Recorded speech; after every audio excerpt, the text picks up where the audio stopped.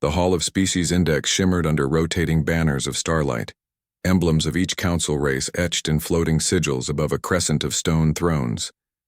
The newest banner, freshly unfurled and slightly too bright, bore Earth's sigil, a simple sphere wrapped in a spiral of ink-black waves. Councillor Selvorin of the Draxil adjusted his vocal modulator, leaning toward his counterpart.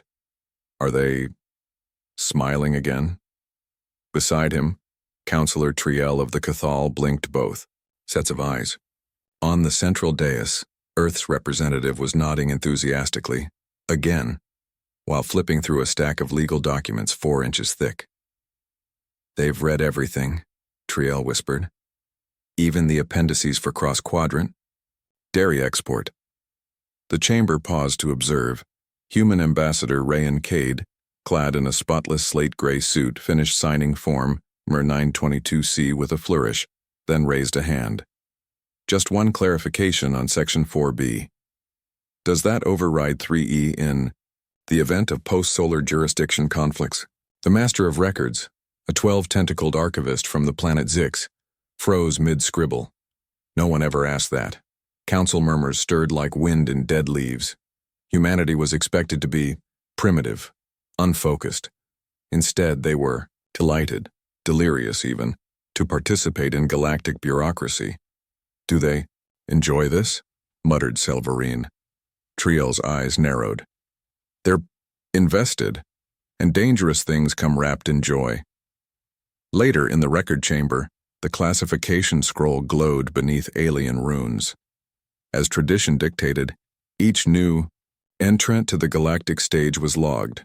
Species: human, Earth origin, telepathy, none biodefense, minimal gravity affinity, null quantum, aptitude, mid-low cultural adaptability.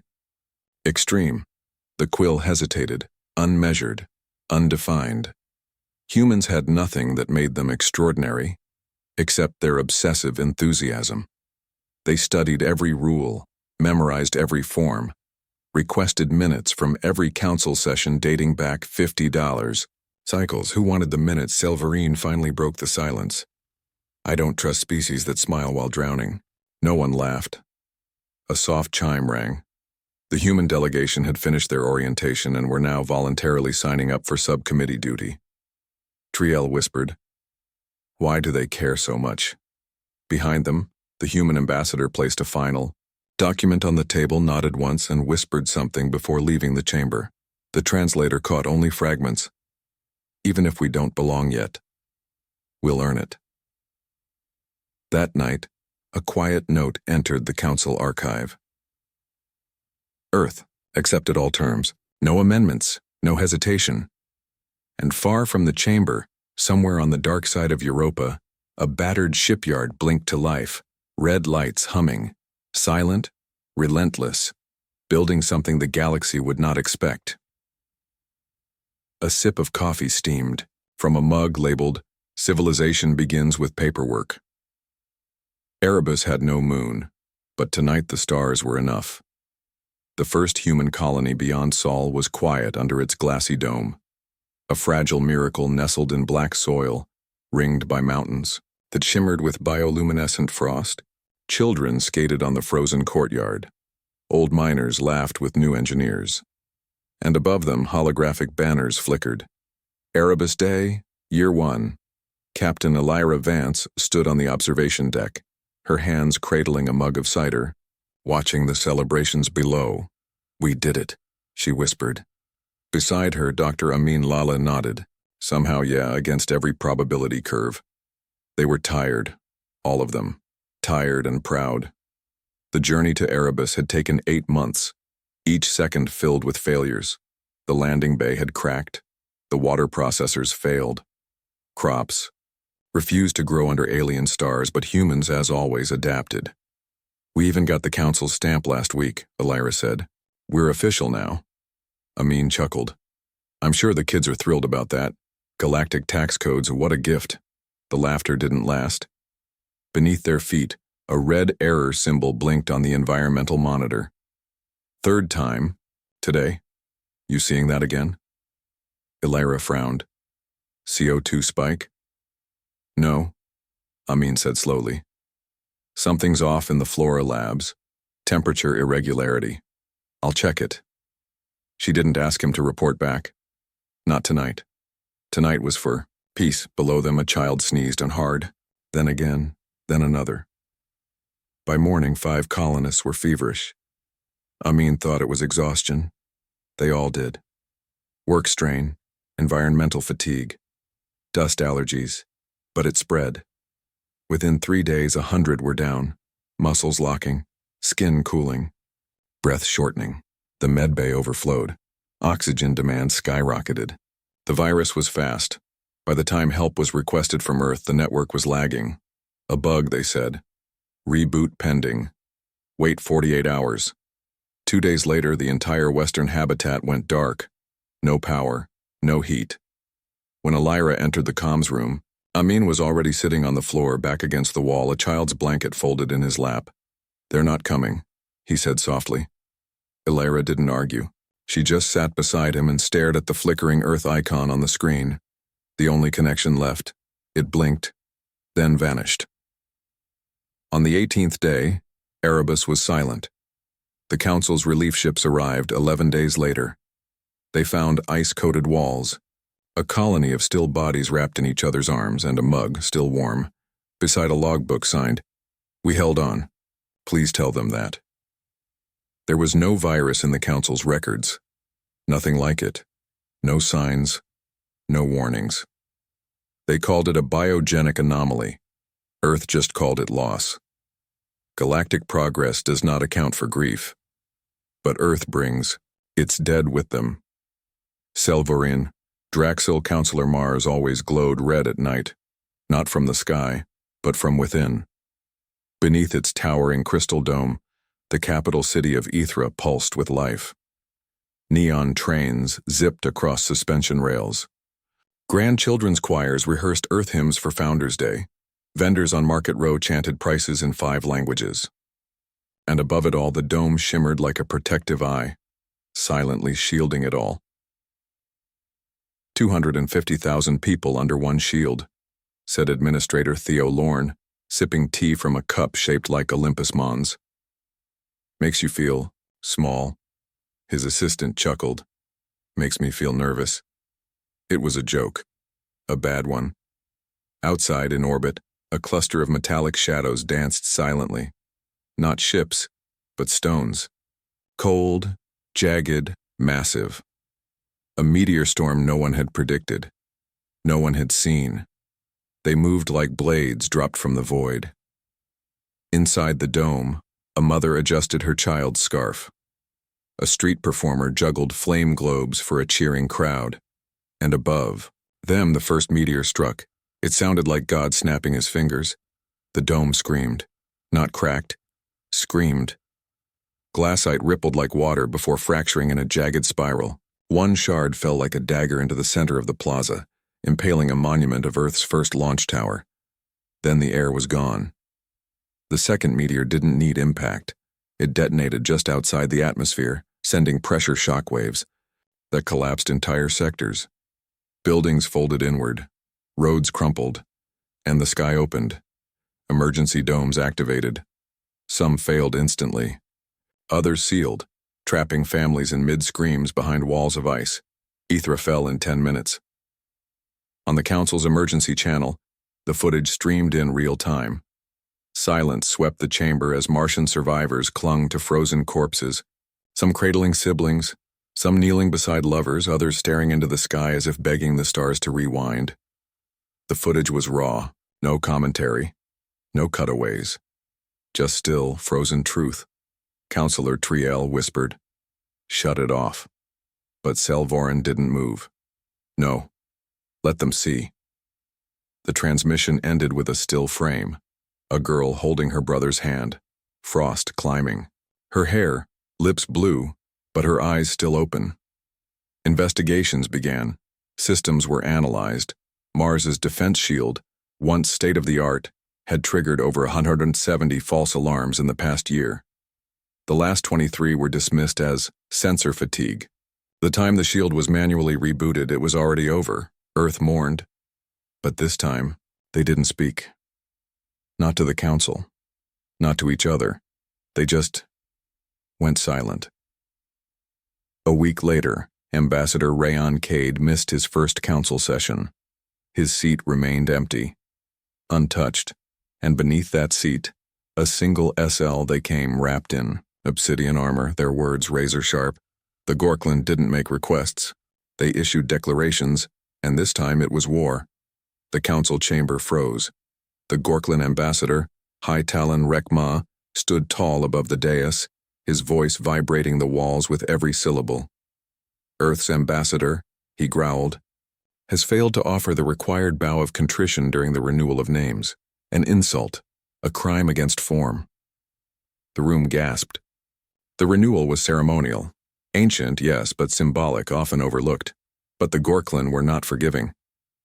Councillor Triel stood. Surely, this is miscommunication. Earth mourns. Their ambassador, Rekma, slammed a clawed fist into the console. Weakness is not immunity. Their silence is shameful. And we will make them answer. Humanity did not respond. Earth issued no apology. No protest. No message. They simply began to move.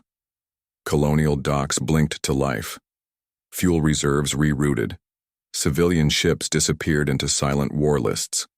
Diplomatic officers were recalled. The council begged the Gorklin to reconsider, but their war machine was already in motion.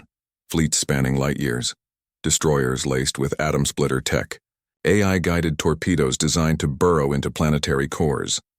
Their invasion began at the edge of the human system, and it was brutal, outgunned, outnumbered, unready. Humanity had no dreadnoughts. Their fleets were mostly patrol cutters, science, vessels, refurbished cargo haulers strapped with last-minute plasma guns, but they didn't retreat. At Vespera Outpost, 5 unarmed civilian freighters blocked a Gorklin cruiser to give refugees time to jump. All 5 were destroyed. Not one crew member abandoned ship.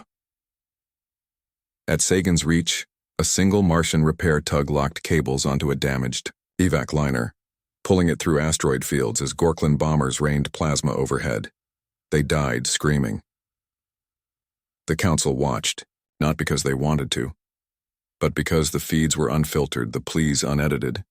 Humans, farmers, students, engineers, were holding the line, not to win, but to buy minutes. They're not fighting for territory, Selverine said. They're bleeding for delays, Triel murmured. They're throwing themselves into the fire, just so one more child can escape. On Earth, the skies turned red with launches. Entire families volunteered for off-world defense. Universities shut down to convert into strategy bunkers. Medical schools opened field triage camps in underground rail systems. The flag of Earth was reprinted in emergency ink. White star over ash black ringed with a single word. Endure. And yet, they were breaking. Every battle lost more. Every system fell closer. The Gorklin pressed forward, smug in their conquest, blind to what they were forging in the fire. On the 31st day of war, the Gorklin flagship broadcast a single line as it breached the inner ring of the Sol system. Earth will kneel, or vanish. Humanity didn't reply. They simply turned every light on in the orbiting defense satellites, not weapons, just lights. Each one spells a word in low orbit semaphore. We are awake. The worst sound in war is not a scream. It's when your enemy stops making noise and still doesn't run. Gorklin War Commander post-surrender log sip of paper had been tucked. If Mars can fall, so can everything. Martian ice is not just cold. It remembers, and it teaches the galaxy to shut its mouth when humans go quiet. Triel, Cathal historian, the HSS Calexis was burning. Her engines coughed sparks into vacuum. Hull plating peeled like wet bark. The crew, 43 souls, moved with practiced calm as death clawed at every deck. Captain Leora Amari gripped the command chair, blood dripping down her temple. Weapons? Dry. Shields? Collapsed 12 minutes ago. How many evac ships did we cover? Her ops officer looked up. 9. 6 confirmed jumped out. Leora exhaled, a breath that shook. Good. The Gorklan dreadnought loomed like a god behind them. It was charging its main cannon again. One more shot and Calexis would vanish. Blind jump, she said. The nav tech flinched. Ma'am, we don't know what's out there, Aryan. That's the point. Set it. Coordinates scrambled. Calculations broken. No destination, no logic. Just anywhere else. The engines roared one last time. The ship vanished in a blur of static. They emerged into silence. No alarms. No fire. No pursuit. Just a slow rotating Gorklan vessel directly ahead. Small. Scarred. Not military. Leora narrowed her eyes. That's a medical transport? Her scanner officer squinted, broadcasting a distress signal. Reactor failure. Minimal. Life support. They're dying. The bridge went still. They all knew what came next. Gorklan never spared humans. Not on the battlefield. Not in orbit. Not ever. Leora stood. Dock us. The airlock groaned open with the sound of rusted betrayal. Her Marines raised their rifles, but there were no weapons. No guards, just wounded.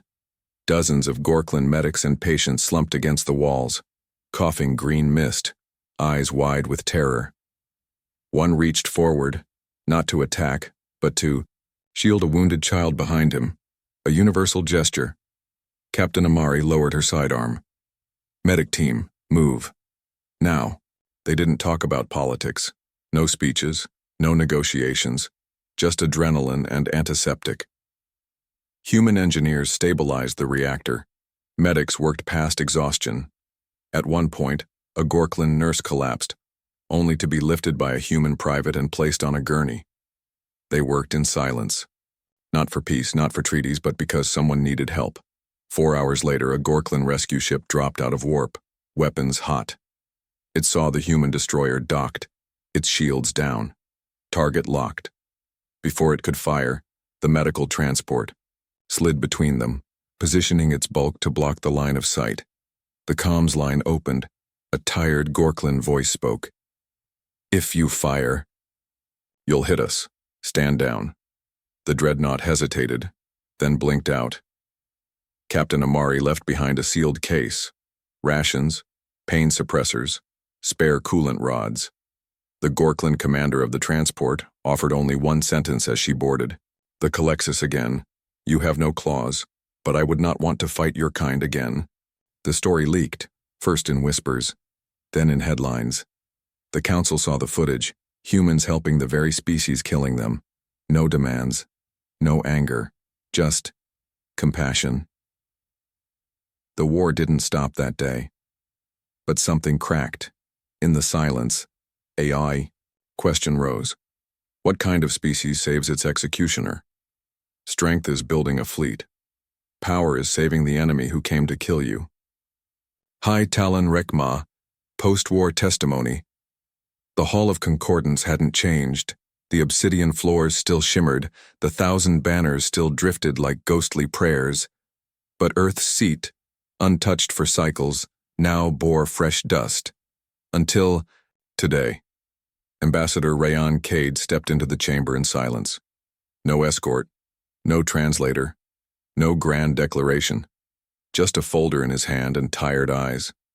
The murmurs began before he even sat down. He's back. After all this time? Why now? Rayon didn't speak immediately. He placed the folder on the table, flipped it open, and activated a projection. Footage flickered above the council floor. Sensor data. Internal logs. Intercepted communiques. Then came the voice of a council. Subcommittee head. Erebus colony reports anomalies but outside council jurisdiction. Let them handle it internally. Then another. Meteor surge flagged. Unlikely threat. Mars defenses sufficient. No allocation change needed. Then silence. Then laughter. Council laughter. If we babysit every human outpost, we'll be signing waivers for their breakfasts. The chamber froze. The betrayal wasn't a conspiracy. It was neglect. They'd seen the warnings. And did nothing. human. Lives weighed against protocol and dismissed as trivial. Rayon's voice finally broke the silence. Earth once believed this council was sacred, that this hall meant unity, progress, safety. He paused, breathing. We were wrong. Triel stood flustered. Ambassador Cade, these excerpts are taken. No, Rayon snapped. They're time-stamped, verified, you knew. Counselor Selvorin, always cold, folded his hands. Your grief blinds you. Every species has lost colonies. You are not, don't you dare, Rayon growled. We begged for help, and you sat here safe sipping moon wine and quoting bylaws while our cities bled. The hall darkened, not physically, but spiritually. For once, the council couldn't hide behind their languages or liturgies, because a war had begun with a bow, and Earth had paid the price for daring to grieve. Rayon stood. He didn't shout. He didn't threaten. He just spoke like a man who had buried too many. You want to know what Earth brings to this council? We don't break, even when we should. He looked to his seat and walked past it. I'm not here to be heard. I'm here so you remember our silence. Then he left the chamber, didn't bow, didn't blink. The Earth banner behind him flickered, then extinguished. Hours later, a classified communique swept through Council intelligence channels. Earth has begun activating black sites previously listed as civilian research facilities. Energy spikes match pre-dreadnought calibration. No known logs for designs and current archives. Visual markers, Project Ashwake. They asked us to follow their rules, but forgot. Humans write their own when cornered. Gorkland Survivor, post-war archives. There were no parades, no announcements, no bold speeches. Just silence, followed by light. All across Earth's deep orbitals, black sites that hadn't buzzed since the pre-Federation era blinked to life. One by one, their names rolled across unauthorized data streams like ancient ghosts. Site 09, Helix Crown. Site 12, Ashwake. Site 19, Echo Vault. Site 41, Solstice Protocol. Every one of them is marked classified, every one of them untouched since before humanity had joined the stars. Now they were active. In the Antarctic wastes, beneath a facility buried under 3 kilometers of ice, engineers walked silently through glass corridors lined with dormant Titan frames. A technician whispered, "I thought these were just legends." Another replied, "They were, until Mars." The Council tried to investigate, tried to probe Earth's encrypted signals, but every attempt was bounced back with a line of cold text. Access denied, not your concern. The Gorkland, still licking their wounds from early retreats, interpreted the silence as stalling. They were wrong. On Callisto, an alien observer team watched as Earth's moon station began assembling. Something. Massive. Slow. Armored, like a myth. The lead observer noted, "It is not a dreadnought, it's heavier. Less elegant, more deliberate, like they expect to survive a direct starburst." They called it a siege engine. But Earth had another name for it, Hopebinder. Meanwhile, civilian broadcasts on Earth shifted tone. Public songs once filled with grief, now pulsed with slow, rising determination. Art installations depicted the Erebus, and Mars victims not in mourning, but in bronze, eyes forward, hands raised. Even children's holotales began to change. No more knights slaying dragons. Now, dragons were reborn from loss, and taught the galaxy how to burn without hatred. At the newly rebuilt Parliament of Earth, a single message was authorized. For the Galactic Council, text only. No audio, no encryption. Your silence taught us what to become. And beneath the message, a photo of a single human child from Mars, face frosted blue holding a frozen teddy bear. It wasn't a threat, it was a reminder. Counselor Selvorin read the message 3 times before forwarding it to the other members. Triel asked quietly, "Should we be afraid?" Selvorin replied, "No," then paused. "We should be ready." In a classified Gorklan military chamber, a warlord reviewed intercepted satellite images of Hopebinder's armor schematic. He leaned back, antennae trembling. It's not a weapon. His advisor blinked. Then what is it? The warlord exhaled. It's a promise. There's nothing louder than a human who decides silence isn't enough anymore. Triel, Cathal analyst, the Gorklan didn't announce their last strike. They didn't have to. Every war satellite across the Orion corridor saw the distortion waves, dozens of subspace rips, hundreds of ships spilling out like teeth from a broken jaw. The Gorklan final arm, the last, largest fleet the species could field without gutting its core territories. Their intent was simple: decapitate Earth. Before Earth wakes up, but Earth had already woken. From lunar orbit, the Hopebinder stirred. It made no noise. No declaration, just rose. 3 kilometers long. Surface etched with memorial names, not heroes, but the fallen. A warship that carried no flags, only silence and armor. Its main weapon wasn't visible. No barrels, no glowing cannon mouths. Just rows of reinforced vents. On Gorklan scanners it read as unknown energy schema. But its reactor outputs didn't lie. It could erase continents. Inside the bridge, Commander Elira Vance, survivor of Erebus, stood in the observation bay, her hands folded. "Do we fire?" asked her weapons officer. "No," she said softly. "We wait." Gorklan bombers descended on the Earth perimeter, but they never reached the atmosphere. Orbital webs, tight clusters of drones, activated without heat. They didn't explode. They were redirected, turning Gorklan torpedoes into missiles. That bent backward mid-flight. 1 flagship vanished under its own barrage, then 2, then 5. On the ground, Earth's defense grid remained silent. No panic, no alarms, just citizens watching from rooftops, eyes reflecting red streaks in the sky, the remnants of dying invaders. Children whispered, "They're not running." Adults nodded. "We don't run anymore." Inside the Hopebinder, a transmission blinked onto the comms array, encrypted, untraceable from Gorklan med channels. We were told they would scream. We were told they'd panic. But they waited. And when we came, they watched us die like it was a calendar event. The Gorklan armada broke formation. Some tried to flee. Others accelerated, desperate to land a single hit. The Hopebinder moved, once not to fire, but to place itself directly in the center of the remaining fleet. A blinking signal pulsed from its beacon. "This is the last time. Decide who you want to be." The war didn't end with an explosion. It ended with a Gorklan warship ejecting its entire command deck and broadcasting a surrender across 8 systems. For the first time in recorded history, the Gorklan bent a knee, not to fear, but to my awe. And Earth? Earth didn't cheer, didn't gloat. They sent 12 unarmed medical frigates to retrieve Gorklan, wounded, every one of them painted in white with the same word etched across the hull. Still human. Fear makes you kneel, but grace makes you change. Ray and Cade, later memoirs.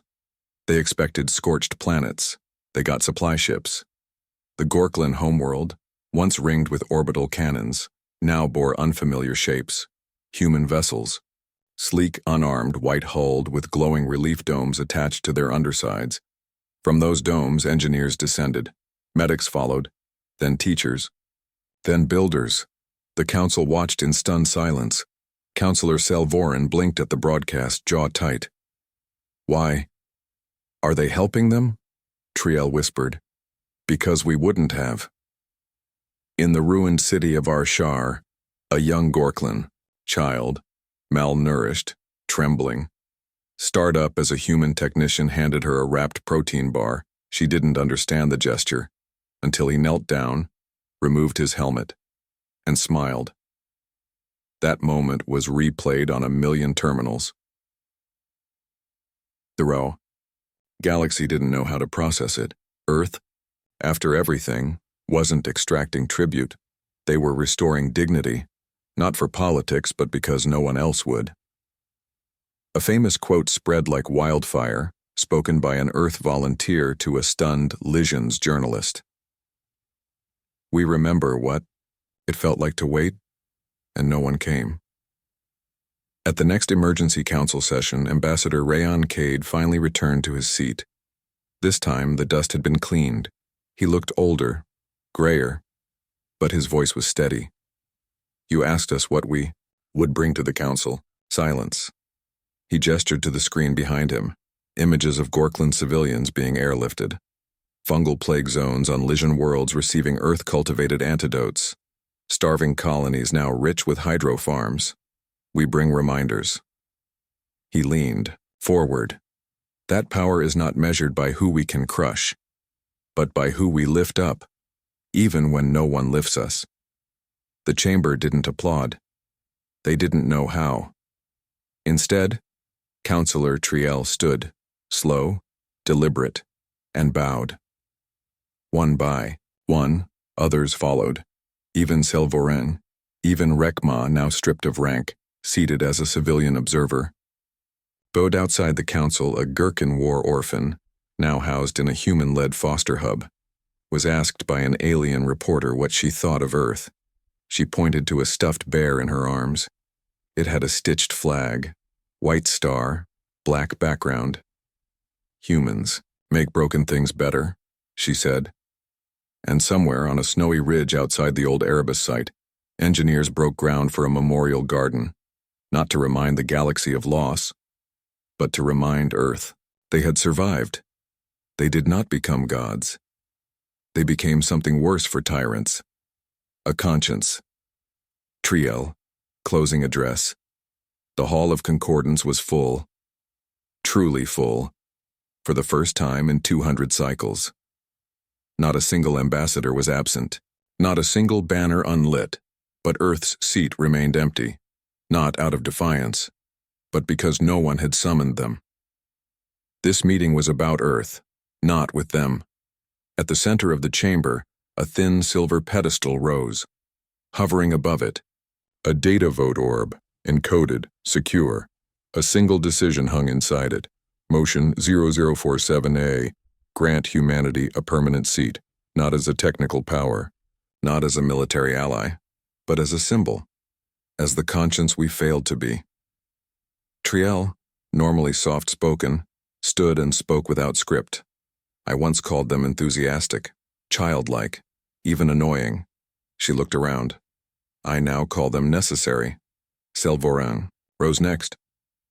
I feared their silence. I now understand it. It wasn't a weakness. It was mourning. Rekma, scarred and silent for most of the session, said only one thing. They spared my people. Even after we tried to erase them. I vote yes. The orb pulsed. One by one the votes came in. Every species, every world, every former enemy, unanimous. Outside, in the lower chambers, Ambassador Rayon Cade sat alone, until a courier approached, trembling, and handed him a scroll. Wax sealed, bearing the crest of the Council's core. Directive. Cade unrolled it. At the top, by order of motion 0047A. Beneath that, Earth is to be granted a permanent seat, unchallengeable, unremovable, not for their strength, but for their resilience, for what they represent, for reminding us all that compassion is not weakness, it is the final evolution of strength. He didn't speak. He simply looked out the window. And in the skies above, Hopebinder passed in orbit. Its engines dimmed, its mission complete. Across the stars, statues were commissioned. Not of warriors, not of dreadnoughts, but of human medics holding alien children, of engineers handing tools to clawed hands, of a steaming cup of coffee placed on an empty chair. In a private message to the children of Erebus, now grown, the Council sent a message. We failed your parents, but their memory now leads us, and your future now shapes the stars. On Earth, celebrations were quiet, not wild, just grateful. In cities once marked by ash and snow, people lit candles for the lost. then lanterns for the future. And above it all, the Earth flag and white star on black Inda flew again, not because it had to, but because it meant something now. You don't give humanity a throne. You give them a mirror, and they'll show you who you should have been all along. Council historian post-motion record, the call came from the Rim, from the planet Oriali, Elysian's border world, fungal blight, total crop failure. No, reserves. Over 2 million are at risk of starvation. The council scrambled, but it was too far, too thinly supplied. They sent a request to the Human Relief Corps, and the galaxy held its breath. Why?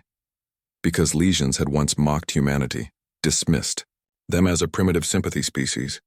They'd abstained from Motion 0047A until pressured, and now they needed saving. Would Earth walk away? Had they risen above vengeance? Ambassador Rayon Cade received the request in silence.